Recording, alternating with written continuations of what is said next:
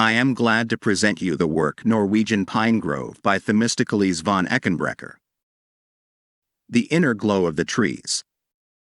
Themistokles von Eckenbrecher often traveled to Norway to study the nature that fascinated him there. On June 26, 1901, near the southern Norwegian town of Fagernes, in the summer evening sun, he saw a small pine grove, which he immediately captured in a watercolor. He exposed the trees growing on a small hill in front of the background, so that the pines completely define the picture and combine to form a tense motif. The tension comes from the contrast of form and color. The trunks, growing upward, form a vertical structure that is horizontally penetrated by the spreading branches and the pine needles, which are rendered as a plane. This structural tension is further intensified by the color contrast between the brown-reddish iridescent trunks and branches and the green-toned needlework. Themistokles von Eckenbrecher, however, does not use the observed natural scene as an inspiring model for a dance of color and form that detaches itself from the motif and thus treads the path of abstracting modernism.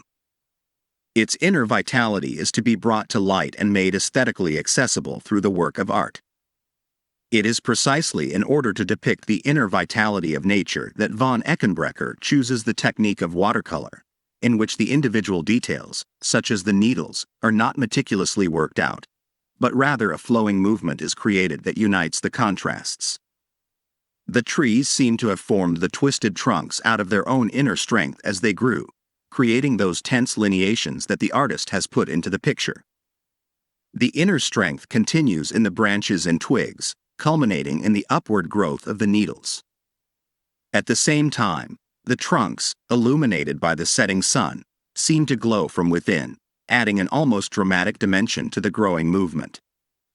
Through the artwork, nature itself is revealed as art.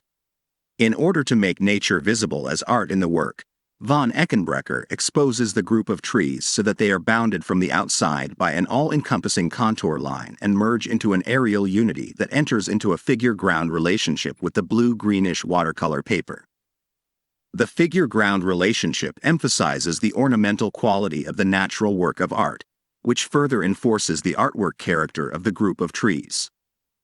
With the presentation of Themistokles von Eckenbrecher's artistic idea and its realization, it has become clear that the present watercolor is not a study of nature in the sense of a visual note by the artist, which might then be integrated into a larger work context, but a completely independent work of art. This is why von Eckenbrecher signed the watercolor.